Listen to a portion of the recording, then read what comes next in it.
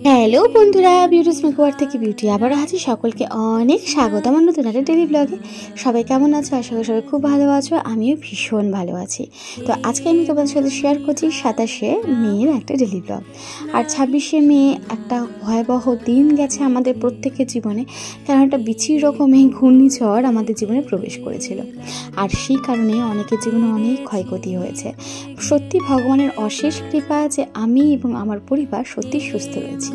যাই হোক, সকালবেলা ঘুম থেকে উঠে আমার নিত্যদিনের যা কাজ থেকে ঠাকুর প্রণাম থেকে সব কিছু আমার হয়ে গেছে। এবার আমি ঘরে বিছানা গুছিয়ে নেবো, আর চলো দিনটা শুরুও করে ফেলি। আর এখানে আমি বিছানা গোছাতে গোছাতে আমার জানি না কি হয়েছিল সেদিনকে, অসম্ভব মুখটা চুলকোচ্ছিল, হয়তো অ্যালার্জি, জানি না, ভগবান জানে। দিকে আমার ছেলে তার দিদির কাছে মুখ টুক ধুয়ে দাঁত মাজতে ব্যস্ত। ও বড় হচ্ছে, তাই একাই এখন থেকে সব কাজগুলো করে ফেলে, আর যেটা দেখতেও ভালো লাগে। আর এই ফাঁকে আমি ভাবলাম একটু বাড়িটা ঘুরে আসি। বাড়িটা যখন দরজা খুলে দেখছি তখন সত্যি মন খারাপ হয়ে যাচ্ছে। সারা রাতে অবিরাম বৃষ্টি আর ঝোড়ো হাওয়াতে কি অবস্থা দেখো চারিদিকটা। জল জমেছে কতটা বাড়ির সামনে, আর গাছের ডালপালাগুলো ঝোড়ো হাওয়াতে পুরো নিয়ে গিয়েছে।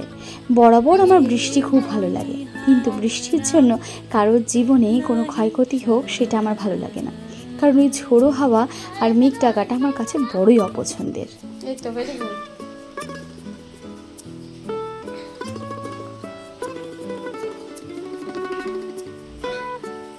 সত্যি কথা বলতে মার কাছে খেয়েছি বকা, কারণ ঘুম থেকে উঠতে প্রচুর দেরি করেছি আজকে।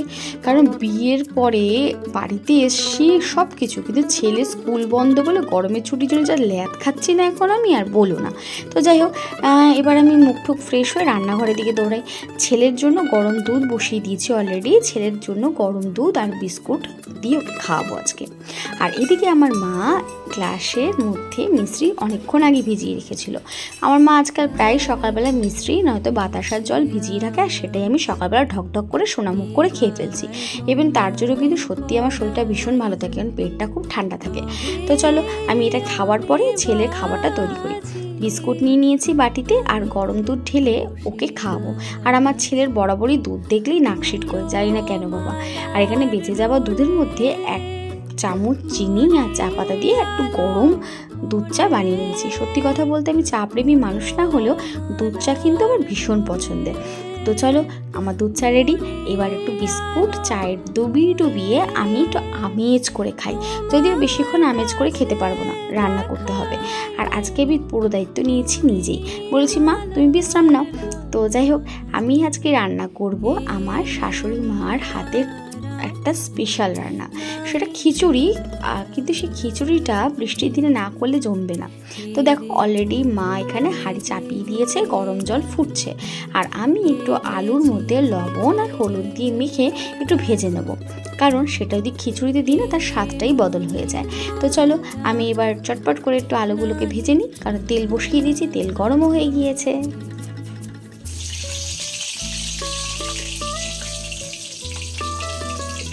তো ভালো করে একটু আলুগুলোকে ভাজি, লাল লাল করে ভেজে আমি একটু তুলে নেব। দেখো অলরেডি ভাজা প্রায় শুরু হয়ে গিয়েছে আমার। যেহেতু নুন হলুদ দিয়ে আগে মেখেই নিয়েছিলাম, তাই আলাদাভাবে নুন হলুদ দেওয়ার প্রয়োজন নেই। আর এখানে আমার মা চাল চাপিয়ে দিয়েছে। আজকে আমি যে খিচুড়িটা করব তার জন্য কোনো গোবিন্দভোগের চাল নিয়েছি কিন্তু সেদ্ধ চাল। আর যে ডালটা ব্যবহার করব সেটাও কিন্তু মুসুরির ডাল। আর এখানে আমি পেঁয়াজ কাটছি, আর কাটবো হচ্ছে লঙ্কা, মানে গোটা লঙ্কায় চিড়ে দেবো। আর থাকবে আদাটাও খুব কুচি কুচি করে কাটবো। সব থেকে ভালো হয় যদি থেতো করে নেওয়া যায়। থেতো করার জন্য আমি কিছু করিনি, মানে ভালো লাগছিল না, তাই জন্য কুচি কুচি করে একদম মিহি করে কেটে নিয়েছিলাম। ঠিক দেখো কেমন করে কাটছি।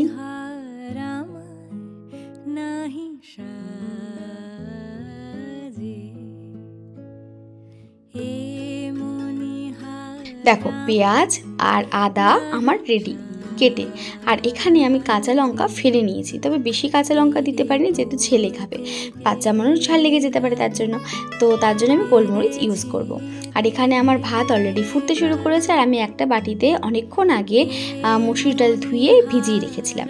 যেহেতু ভাতটা ফুটতে শুরু করেছে, অনেকটা একটু নরমও হয়েছে, তাই আমি এবার ডালগুলোকে এর মধ্যে দিয়ে দেবো। মসুর ডাল আর সেদ্ধ চাল দিয়ে এই রান্নাটা করে দেখো, খিচুড়িটা ভীষণ ভালো লাগবে। এবার দিয়ে দিচ্ছি পরিমাণ মতো লবণ আর দিয়ে নেবো পরিমাণ মতো হলুদ, দিয়ে ভালো করে এটাকে নাড়াচাড়া করে আমি তারপরে ভেজে রাখা আলুগুলোকে এই হাঁড়ির মধ্যে দিয়ে দেবো।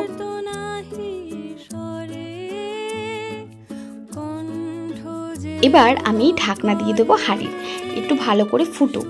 ততক্ষণে আমি ফোড়ন দেওয়ার জন্য একটা বাটিতে নিয়ে নিয়েছি গোটা জিরে, গোটা গোলমরিচ, আর নিয়েছি শুকনো লঙ্কা দুটো, আর নিয়েছি তেজপাতা। তেল গরম হয়ে উঠলে সেগুলো একে একে দিয়ে নেবো তেলে, তারপর তো ভালো করে নাড়াচাড়া করে একটা সুন্দর ফ্লেভার আসলে তার মধ্যে আমি একে একে পেঁয়াজ, আদা কুচি আর কাঁচা লঙ্কা দিয়ে নেবো। দিয়ে ভালো করে নাড়াচাড়া করে আমি দিয়ে নেবো পরিমাণ মতো লবণ, পরিমাণ মতো হলুদ গুঁড়ো, আর দেবো পরিমাণ মতো জিরের গুঁড়ো। সত্যি কথা বলতে আমি বিয়ের পর আমার শাশুড়িমার হাতে প্রথম যখন এই রান্নাটা খেয়েছিলাম, আমি আঙুল চেটে খেয়েছিলাম পুরো খিচুড়িটা। আসলে এত সুন্দর লেগেছিল খেতে, কি বলবো। আমরা তো প্রত্যেকেই মুগ ডাল আর গোবিন্দভোগের চালের খিচুড়ি খাই, এইটা একটু অন্যরকম করে দেখো, ভীষণ ভালো লাগবে। দেখো এখানে আমার চাল আর ডাল প্রায় সেদ্ধ হয়ে গিয়েছে। তো এবার আমি কি করব, ভাজা যে পেঁয়াজ, আদা আর কাঁচা লঙ্কাটা একটু একটু করে আমি এই চাল ডালের মধ্যেই দিয়ে নেব, দিয়ে নাড়াতে থাকবো যাতে ভালো করে ভাতের সাথে মিশে যায়, মানে চাল ডালের সাথে মিশে যায়। আসলে এটাই হচ্ছে এই খিচুড়ির আসল স্বাদের জায়গা। এবার ভালো করে নাড়াচাড়া করে নিয়ে আমি এর মধ্যে দিয়ে নেব একটুখানি পরিমাণ মতো ঘি, কারণ ঘি দিলে এর স্বাদটা আরও বেশি বেড়ে যায়।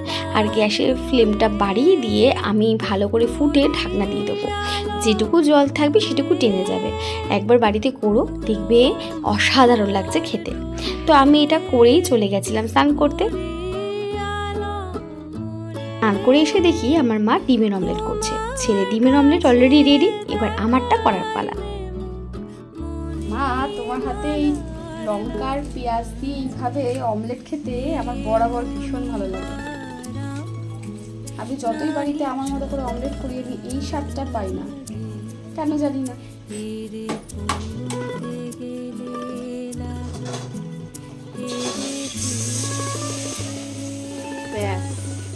হয়ে গেল। মা দারুণ এই অমলেটটা বানায় ভাই। আজকে তো দুপুরে খিচুড়ির সাথে ডিমের অমলেট একদম জমে যাবে। ছেলের অমলেট অলরেডি রেডি হয়ে গেছে। উফ, এবার আমার নিজের স্কিনের যত্ন নেওয়ার পালা। আসলে যারা তোমরা আমার ডেলি ব্লগ দেখো তারা জানো আমি রেগুলার স্নান করে উঠে সিটিএমটা করে ফেলি, মানে ক্লিনিং, টোনিং, ময়শ্চারাইজিং।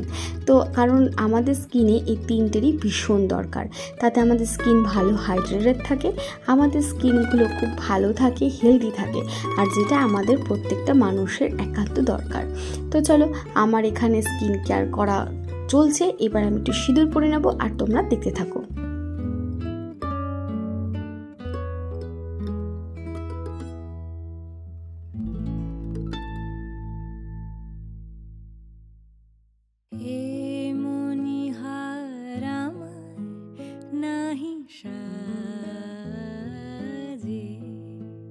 বাবা, দেখি মুখে একটু হাঁ করো তো।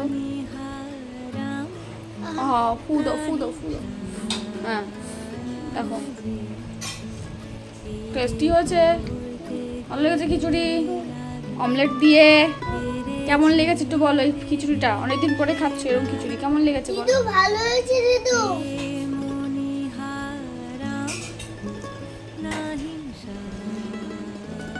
দিদু অমলেট করেছে, অমলেট ভালো হয়েছে। আর খিচুড়িটা আরেকবার না। ছেলেকে খাইয়ে দাইয়ে ঘুম পাড়ানোটা একটা বিশাল বড় ঝুঁকি, কি বলো, তাই না? কিন্তু যখন ওরা ঘুমিয়ে পড়ে তখন মনে হয় যেন নিবিড় একটা শান্তি। আসলে এত চঞ্চল তো যখন ও ঘুমায় তখন ওকে আমি দু চোখ ভরে দেখি, তাতেও যেন আমার আশ মেটে না। যাই হোক, ওকে ঘুম পাড়িয়ে আমি একটু উপরে যাব, উপরে একটু ব্যালকনিতে দাঁড়াবো। আর যখন আমি ব্যালকনিতে এসে দাঁড়াই তখন এত সুন্দর লাগছিল পরিবেশটা, কি বলবো। বৃষ্টিটা একটু ধরেছে আজকে বিকেলের পর থেকে, তবে ঠান্ডা একটা হাওয়া কিন্তু তখনও দিচ্ছে। দেখতেই পাচ্ছ হয়তো আমার চুলগুলো কি সুন্দর উঠছে। আর সত্যি কথা বলতে এত ভালো লাগছিল এই পরিবেশটা, কি বলবো। মনোমুগ্ধকর পরিবেশ। এই পরিবেশে কে না প্রেমে পড়বে বলো? এই পরিবেশে প্রেমে পড়তে আমি বারংবার রাজি আছি। তো চলো, ছেলে আবার নিচে উঠে না যায় এই ভয়ে নিচে নেমে আমাকে ঢুকতে হবে ঘরে।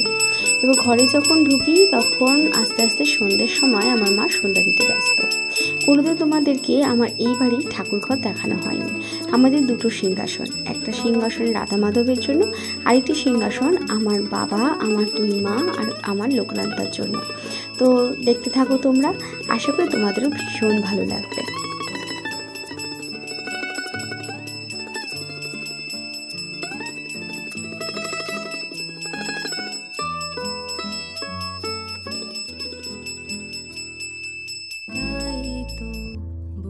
ঘুম থেকে উঠে খাওয়া দাওয়া শেষ করে বাবু উঠে এসছেন আমার কোলে। আসলে একটু আলু ভর্তা হতে চান। অ্যাকচুয়ালি আলু ভর্তা কথাটা এসছে আমার শ্বশুরমশাইয়ের কাছ থেকে। ওই বাড়িতে আমার ছেলেকে প্রত্যেকেই আলু ভর্তা বানায়, শুধু আমি বাদে। যদিও মিথ্যে কথা, আমিও করি, কিন্তু পরিমাণটা কম। যাই হোক, এরপরে বাবুকে একটু পড়তে বসাবো। যদিও গরমের ছুটি, তাও পড়তে তো বসতেই হবে। আর এখানে বহুদিন পর মায়ের হাতে আমি মাথায় তেল মাখছি। আমার মা এত ভালো মাথায় তেল মাখিয়ে দেয় কি বলবো। সত্যি কথা বলতে প্রত্যেকটা মেয়ের জীবনে এই মুহূর্তটা ভীষণ দামি। বিয়ের পরে মেয়েরা যখন বাপের বাড়িতে এসে মা বাবার কাছে একই রকমভাবে ভালোবাসা পায় না, সেটা সত্যিই একটা অসাধারণ মুহূর্ত। যদিও আমার তো কোনো ভাই বোন নেই, আমি একাই, তাই হয়তো আমার এই ভাগিদারের জায়গাটাও কেউ নিতে পারিনি। আমার মা, আমার বাবু উভয়েই আমাকে ভীষণ ভালোবাসতো বললাম, কারণ বাবু যেহেতু আর নেই, মা তো আছে। দেখেই বুঝতে পারছো আমি এখানে কি আরাম নিচ্ছি। যাই হোক, আজকে এই পুরো ভিডিওটা তোমাদের কেমন লাগলো আমাকে অবশ্যই জানিও। আর খিচুড়িটা কিন্তু বাড়িতে তোমরা অবশ্যই ট্রাই করো, খেতে কিন্তু ভীষণ ভালো লাগবে। আমি যখন প্রথমবার খেয়েছি তখন বললাম না, আঙুল চেটে খেয়েছি, তোমাদেরও ভীষণ ভালো লাগবে। যাই হোক, তোমরা দেখতে থাকো আর আমি এখানে ভিডিওটা শেষ করছি। আর যাই হোক, যার যা ক্ষতি হয়েছে এই ঝড়ে, তা যেন ভগবান অনেক তাড়াতাড়ি তাদেরকে রিকভার করে দেয়। যাই হোক, সবাই ভালো থেকো, সুস্থ থেকো। আজকের মতো আসি, আবার দেখা হবে অন্য কোনো ভিডিওতে। Tata, by.